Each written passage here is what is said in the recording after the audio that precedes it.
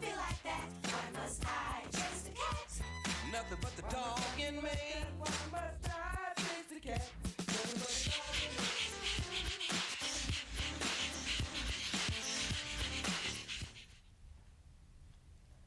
Good evening and welcome to Pound Posse Presents. Tonight I'm so pleased to welcome Judy Umstead, who is the Animal Control Officer for Woodbury-Bethlehem. And I'm going to throw in now in the introduction that she was also the ACO of the Year for 2015. Congratulations. Thank you. Thank you so much for joining me tonight. Thank you for having me. You know, I've admired you from afar, and I'm just really pleased not just to meet you finally, but to have you on the air. Well, thanks. This is exciting. You thought it was a radio show. Yes, I did. So don't know where I got that from. I don't know either, but you know, here we are. We're on TV, so you know, it's like that "Hi, Mom" thing, right? Right, exactly. Judy, tell us about your facility. Tell us about your beat. Okay. As you said, I work for the towns of Woodbury and Bethlehem, pretty rural area. We're not like the big cities. We have a very small shelter in Woodbury that can only house 5 animals, 5 dogs, I should say. Bethlehem doesn't have a pound at all. So when you take in a lot of dogs, you have to reach out to some of the other municipalities. But it's a nice, small little facility. It's homey. It is. It's as homey as it is. It's a nice, can be. it's a very nice little shelter, and we're working on it. It's pretty old, but we're working on it constantly. So with such a small capacity, I mean, are you a busy shelter? Do you see a lot of animals? It comes and goes. Like in the summer, we're really busy. We're picking up dogs left and right. We are fortunate that the majority of them do go home. We also have dogs that are dumped from other towns. We know they're coming from other towns, but you know what? They come to our towns and we take care of them. Well, your advantage is that you kind of know your people. Yes. You know the dogs. Yes. You kind of know where they belong even, right. I'm sure. Right. So you know when there's been a dog dumped. Absolutely. You can tell.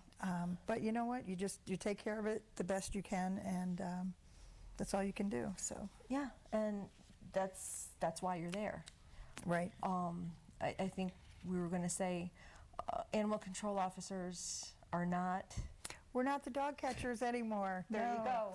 And that's old school. And the reason for that is when rabies came back into the state, we have to deal with a lot of other animals, as we should. So we're animal control officers. We deal with all kinds of animals. Doesn't matter if it's a raccoon, a dog, whatever, we deal with them.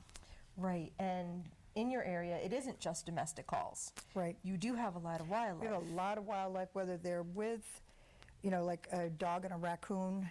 We have that happen sometimes. We just have calls where people get an animal in their house and they have to have help. Or we try to educate the public as well about ways to deter the animals from getting into their garden. You don't need to use poisons. You don't need to shoot them. You know. No. We need to coexist with these animals. They were really here first. Yeah, we're taking their spaces. We are. We're absolutely taking over their spaces. And a lot of our job, I feel, is to educate the public. That's what we need to do, whether it's going into the schools, whether it's just talking to... A lot of my calls I handle over the phone because people want to just... They want you to hear them. Yeah, and they want you some to help validation. them. They Right. need some advice, maybe. Right. And, you know, sometimes you feel like, oh, really? You know, but you want to help them, and so then they can deal with it the next time on their own, too. And, you know, with the wildlife, there's so many things to do and not to do. Right. You know, garbage, how you keep your garbage. Absolutely. And if people would stop putting bird feeders out in the middle of the summer, you know, they call me about bears. Yep. That's what happens. Yep. We do have a picture of a bear, one of your... Yep, there's our little Woodbury bear. It came right there.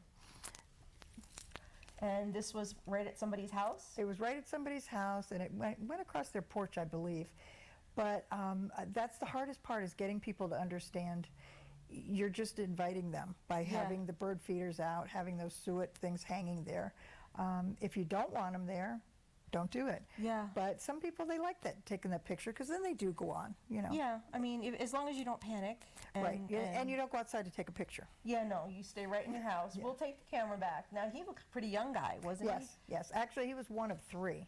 There were 3 of them. There was a mom and 2 cubs. So wow. Yeah, you have to. And if they were up on Bear Run, it was the road. So that was pretty That's appropriate. ironic, yeah. Exactly. Yeah, they're amazing to see. They are, But and more people now are admiring the wildlife. They're not as crazy as, they really do. We have bobcat, we have you do see some coyotes. The fox, we've got a lot of fox, especially in Bethlehem. Yeah, there's, even here in Waterbury, all of the above. Right. Right where I live, which I was telling you, it's like the 84s behind Right, the house. yeah. There's the woods, there's water, there's the culvert. There's so much that they can take cover in. Right. I mean, I see less deer than I do, all of that. Yeah. Hardly even see raccoons and possums. We deal and with a stuff lot of like raccoons that. and a lot of possums. Yeah. We do have a lot of possums that are hit by car, and we need to go help them, see if they have any babies in their pouches. Or, Yeah, that's got to yeah. be sad. Those are the sad ones. Yeah. Yeah. I've taken babies out of a pouch that are just teeny tiny. Oh. And that's where we call in the wildlife rehabbers. Oh, yeah. We have a lot of red-tailed hawks that get injured. And so part of our job is to find the person that can actually help them, Right. whether it's Sharon Audubon, a place called Hope, all these places, excuse me, that help these animals. We have to get them to them. Yeah, We have- and don't try to take the wildlife yourself. Right, right. That's, there are rules about that, and people who have to be licensed especially the to fawns, care for them. right? The fawns, yes, there's a mom around, but there again, that's part of our educating the public. Leave it alone. The mom is going to come back for it. Right. So, and then there's times when you have to take it because it's so injured. Yeah, and you do have to know, like, how long to leave things alone. Right. I did once have a wildlife rehab, a wildlife group come on, and this is all the stuff we were talking about. I mean, bunnies are another thing. Right. You You get know. that when people are mowing their lawns and you get into nests and things like that. And I really enjoy the wildlife. I really do. But you have to know when you can hand it off to the experts. Right. And then you go back and do your thing. Yeah, So. and again, it's not like everybody should take in wildlife when they find it. No, you're It's- better off leaving them alone. But that's where, again, it's our job to find the people that, there's just some people that do injured squirrels or injured Yeah. possums or the fawns. Fawns are really difficult. But Yeah, and then we they- have some great veterinarians that help also, that we can Yes. take the wildlife to. We deal with bats. If there's any interaction, we get a lot of these bats that cats will kill. We have to Oh. get them and unfortunately, go and test them for rabies. Right. So. And we were just saying too, like one of the things that with raccoons, that fine line of is there a problem or is there not a problem? Right. You can just shoo it away. It's a big fallacy if they're out during the day. Doesn't mean that they're rabid. Right. They if could they're, just be if they're, looking, if they're a mom, they could just be looking for food. Right. If they're young, they just don't know any better. or if it's hot out, a lot of these summers when it's really hot, they're looking for water. There's so many things, and it's not, the last thing we ever want to do is kill an animal. That's the last thing. That's not why we do what we do. But obviously, if there's a raccoon that's tangled with a dog, that's another thing about making sure your dog's up to date on the rabies vaccine. That's something you don't mess around with. No. Not with rabies. No, you really can't, because it's ends up being fatal for both sides. Right. And I had a dog in Bethlehem that tangled with a raccoon. The raccoon had to be tested, it was tested positive. The dog was not vaccinated. It sat in quarantine for 6 months. Yeah, and so who really wants that to happen? That's sad for the dog. Yeah, who probably ended up going home after 6 months. Right, it did. Because it didn't show signs. And it's fine. But why would you want to put your dog at risk like that? Just have it vaccinated. Absolutely. It is the law. In It is. Connecticut, it's the It one is the law. vaccination, right? Right, that is the law, yes. That is the law. So if you do nothing else for whatever reason, Make sure your Make sure pets, you do your that. cats, some of these outdoor cats, yeah, they're always tangling with something. yeah. And I don't believe in outdoor cats, but that's another discussion entirely. You, as an animal control officer, have to be prepared for anything. You have to, and You you'd never be know amazed. what your next call is going to be. Right, you don't know if that one roaming dog call is going to turn into a huge case, or you just don't know, and so you have to just go out and take each thing individually. Another point I was going to make about knowing your prosecutors, knowing your town attorneys, knowing, and that can kind of get to back where the public may think a certain person is not doing something, and we are told maybe by the prosecutor, there's things going on behind the scenes that the public may Yep. not know about. And it's so important because the prosecutor will say to us, don't talk. You can't say Right. anything. So to the public, it looks like nothing's being done. Right. So that's one thing I'd like to get out to people is there are Yeah. a lot of things that are going on. So animal control, just because it doesn't look like they're doing anything about a situation, has received the call, Right, has to follow protocol, right. and can't, for every 5 people that call, you can't say, well, yeah, this is what we're doing, Right, and you can't. we got it. All you can do is thank the person for calling, Right. pretty much, Absolutely, and let them know you look into it. absolutely. And that's going to feel vague to the public, Well, it does, and there's a reason for it. there is a reason for it. We have to go through every step before we go into court. If we don't, the whole case can be blown. Right. And it's very frustrating to do that. We want to do what's right for the animal, and we want to protect these animals. And like we always say, they can't speak for themselves. But when you go through the motions and then you get in and there's some little technicality, who's going to get hurt? It's the animal. Yeah. So So- by all means, if someone sees something, Oh, absolutely, or if report it. somebody knows something or suspects something, report it, Absolutely, because your calls aren't falling on deaf ears. right. You guys are doing everything in your power. We have to. I mean, we had a lot of that with the cold snap, with the dogs being outside. It was, it's horrendous. It's you and I think, why would you have a dog outside? Right. Why would you do that? And there again, sometimes it's educating people that no, that dog doesn't really like to be out there. Right. And- And there are laws Right. about how long. Absolutely, and that there again, educating, telling them. I took the tethering law paper and stuck it right on somebody's front door. I said, here it is. You can read it. It's And go ahead. Let's put that out there. The tethering law is right, the tethering law. And when we're having, bad weather, whether it's hot or cold, the dogs cannot be out for more than 15 minutes tethered. But the problem with the law, it doesn't talk about dogs out in a pen. right. So it's a good law, but it just cuts short. Yeah, it does. It does fall short. Yeah. But you have to have shelter, and you have to have food and water available. Is that Not necessarily. No, is that- because the tethering law is basically you can't have the dog out more than 15 minutes at Right. a time. So if you're getting into the whole shelter, that's more under the animal cruelty. okay? That's where it really spells out the shelter and things like that. But everything is just so vague. Yeah, we need to get the laws fine tuned We to do protect the animals even more. much more, and I would really ask people to talk to their legislators, go up to Hartford, meet your, all your representatives, because it doesn't do any good to sit home and complain about it. It doesn't do any good to be on No. Facebook and complain about it. Nope. I would strongly urge people to join Connecticut Votes for Animals. I was going to They bring are- them up. Amy's they been are- on the show. Yeah, great. They are wonderful. They need more people. Yeah. And, you've got HSUS, ASPCA, they have their attorneys come, they go up to the legislators. But you need more people, more just regular people that are calling their representatives and saying, I don't like this, or I want to do this. Please support this bill. That's the only way the laws are going to get passed. So definitely, Connecticut Votes for Animals is the place to tune into. Right, absolutely. Because they're the ones who are, for Connecticut, truly the ones who are putting the laws out on the table for Right. the lawmakers. Right. And they need support. Animal control officers can't do it alone. No. The public needs to get involved, and that's the best thing you can do. Like you Right. said, don't sit there and home and complain about it. Right. Don't post about it on Facebook. Do something. Do something.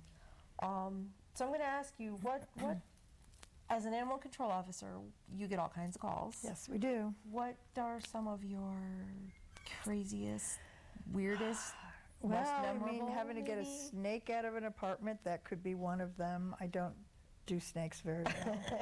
Some people don't. No, some people love snakes. I don't like We all draw the line somewhere. searching through an apartment to find a snake that we find out was not actually there, but you're looking like this, Yeah. like it's going to get you. A lot of the wildlife calls, you get these little baby raccoons that are just sitting there looking at you, and you've got somebody over here yelling, "Oh, it's sick," and you know it's not, and you have to help them out. I think probably some of the worst calls though are the dogs, and I don't know if you got the picture of the little white dog. Yep.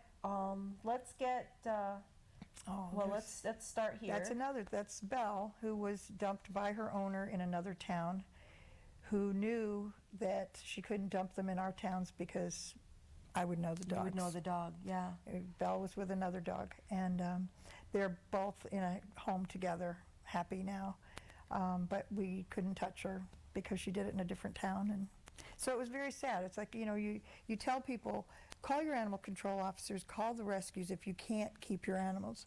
This woman was given every opportunity to, give up the animals, but she didn't want to. So dumping them was a better idea. Dumping them, yeah. You just don't do that. Can't do that. Unbelievable. But they're happy now. They're much happier than they were. So. That's a beautiful thing. Well, we can keep the pictures up. This one. This was a very hard one. This was in Bethlehem this summer. I was on a call about a raccoon, and I got a call from a gentleman that said, I found a dog and she's in really bad shape. When I got there, this is what I found. And you can't tell at this point even what she is. That big thing on the bottom I thought was a leg. That was a big mat of hair. Oh. So, of course, it was 5 o'clock on a Friday. The vets were all closing, so I ran her to Newtown Emergency Hospital. It was just horrendous. Never did find out who dumped her or where she came from. They shaved 10 pounds of hair off of this dog. 10 pounds of hair. She only turned out to be a 10-pound dog. So, and she was just a mess. And I think, running for rescues that helped pay for this. We had another poodle rescue ended up taking her. It was wonderful that just the big community that came together for her. She's happy in a home now. She's got a little boy that she plays with, and so it's a happy ending. They don't all end up like that. But who would let the dog get in this shape? Yeah, it takes a long time to get there. Long time. It takes a very long time for an animal to get that bad. You have every opportunity with a few mats here and there. Right. Just cut it out. Right. Even and just get a scissors and cut it. I mean, if you could have seen her when they're shaving, and she was just such a good little girl, and there's no reason for that. You can't let them get that bad. It's no, you really can't. There's no excuse for it. You have to reach out for help. And I've seen when an animal is not even as matted as that, the skin can start to rip. Oh yeah, absolutely. And the discomfort that animal has to be in. Right. It can't move. It can't. No, she couldn't. It gets to the point they can't even breathe. No, she was dehydrated. She was just a mess, and we had to pick her up, put her on a stretcher, and rush her right away. She spent 2 days at the emergency hospital, and then several more days transferred her to Watertown Animal Hospital, who did an incredible job with her. But she's happy now, so that's all that matters. That's what matters. That's the good thing. Yeah. Yeah, absolutely. What else do we have for pictures? Next one. This is Hank. This was a pit bull that was in Woodbury, and he sat there for 11 months. Aw. And it's sad. The whole pit bull issue was sad. Yes, it is. And he was one of many. He was a good boy. He was your just average-looking pit bull.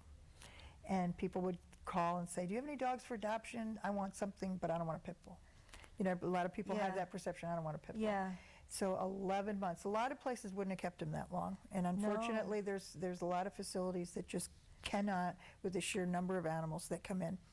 I'm fortunate. In Woodbury, I probably end up with 50 dogs a year, maybe. Mm-hmm. And some have 50 at a time. Some, Bridgeport I saw the other day. Now you're talking the fiscal year starts July 1st. Since July 1st, they're almost at 800. That's amazing. So And with not in a what good they way. deal with Yeah. compared to what I have to deal with, so totally different. So I never want to judge any of these other huge, facilities. But I thought, wow, 800. And Waterbury, high numbers. Yep. Hartford, New Haven. It's mind-boggling to think of the sheer numbers of dogs that are dumped, abandoned. People maybe start out with the best of intentions. It's too much dog. They can't handle it. For the love of God, find, and I don't mean on Craigslist or, Oh. you know, some of these Please ridiculous. don't put an animal on Craigslist. Yeah, no, these ridiculous avenues of anybody take my dog. Rehome it responsibly if you have Right. to do it. You know, unfortunately, a lot of times if it does end up in a big facility, it's not going to make it out alive. No, And and that's, and there again, what do they do when they have a facility that can house 40 dogs and they just took in 40 already that Yeah. week? It's, you know, adopt, don't shop. Let's not support, you know, puppy mills and Puppy backyard mills. breeders and all of that. Go to the pounds. Go to the Absolutely. pounds and adopt. and we've got to stop the breeding of pit bulls. That is Yeah. the problem, big problem. And that's I why so many die. Right, and it's not their fault. I mean, No. it's not their fault. They're sweet. I mean, any breed, there can be bad dogs And good dogs. and good dogs. Yep. Any breed. It's just the sheer number of pit bulls that are out there, Yeah. and the irresponsible people that are breeding them. Yeah, for all the wrong reasons. Right, and For the all the ones that, wrong if you look, reasons. the ones that end up in the pound are usually at that 1 to 2 year old unneutered males, Yep, and it's very sad. because they wouldn't fight or because they wouldn't produce Right. or, you know, Right. they weren't the dog that somebody wanted them to be. Right. But that's a good thing. And it's sad that because of the, like we said, the sheer numbers, Yeah. that some of these really good ones aren't making it out. Yeah. And, you know, stop thinking that just like dumping your dog is your solution. Yeah. What else do we have for pictures? This little girl was dumped in Bethlehem, and she really took my heart. She was just an old beagle. She had a big swollen belly, and I took her to the vet right away. We started treating her. She had some issues, and she wasn't getting any better. And I reached out to the local rescues, and nobody wanted her. And I was a little upset about that because she was a true Connecticut rescue. But for whatever reason, you know, nobody wanted her. She ended up having Cushing's, and we started treating her for that, and then she crashed, and we had to put her down. Aw. So she the never poor had her thing. freedom ride like everybody speaks about and Yeah. shows on Facebook, and that one really hurt me. It was very sad. So. That's the worst case scenario. I have been. And you wonder, what about the owner? What did the owner know she had medical and Yeah. couldn't afford it, or were they just callous and they just threw her away? Just dumped I her because don't- she was older. Right. Or whatever. I don't know. We'll never know. But she came to us. She was loved and had care. So that's the important thing, I guess. And that's, you know, that takes heart. It really does. Yeah. But she's at peace now. But it was sad. Who do we have next? There we go. This is Oh, your my- baby. Well, she wasn't mine to begin with. There again, we were talking previously about backyard breeders. I've always had Great Danes and Labs and things, you know, big dogs. So a friend of mine that's also an animal control officer, called me and said, "Hey, you want this Great Dane puppy? The breeder's going to kill her because she has glaucoma in one eye and she can't sell her." So Yeah, heaven forbid. Let's yeah. just kill her. So I said, "Sure, I'll take her." You know, Yeah, why not? I wasn't looking for another dog at the time. No, let we alone- never are. So I took her, and I mean, she was this 11-pound. The picture on the top with me shows her when I first got her. You can see how bad her eyes were. I remember when you first got her. Yeah, Piper. She's quite there she is with my granddaughter in one picture. She's now 100 pounds and a year old. But we tried for 6 weeks. We used the regular vet, my homeopathic vet, and the eye specialist down in Wilton. And we could not save her eyes, so she had to have both eyes removed. And she's happy as can be. She's a great dog. She's going to be a therapy dog. I hope to work with veterans with her. That would be awesome. We She's have still another too picture? crazy puppy right now, though. So Yeah, she needs to settle into that role. yes, she does. But What's she the next picture? Oh, There that was she when is. her eyes were really, really bad. Yeah. They were bad. But she's so happy now. She knows the whole layout of our house, our yard. She knows where every tree is. She's great with, you know, teaching my grandchildren that, hey, everybody's not perfect. But she's a lot of fun.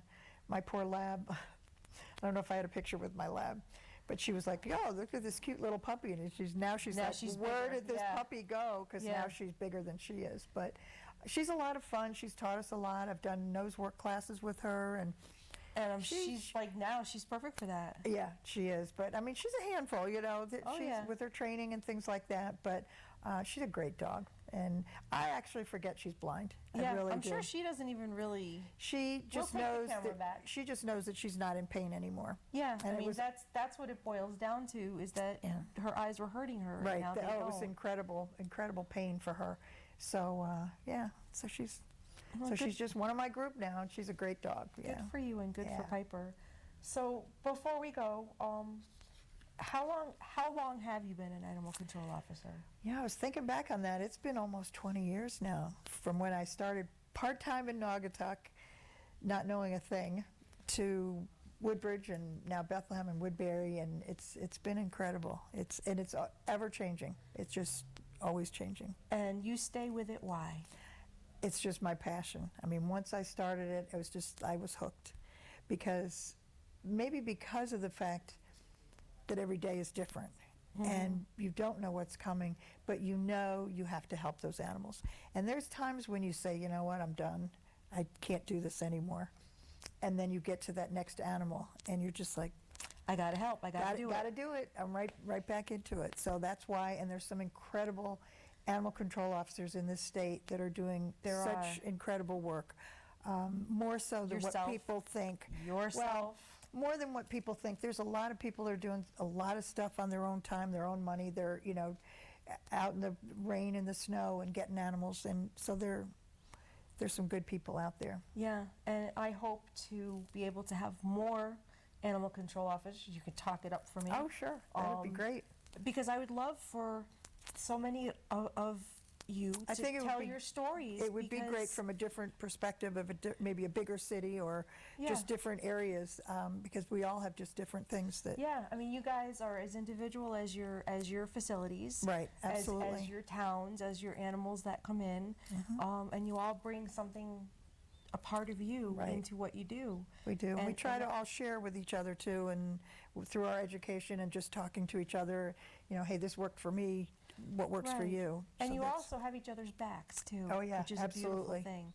Judy, thank you. We're going to say goodnight. Thank you very much. We're going to say peace, love, and dogs. Thank you for watching.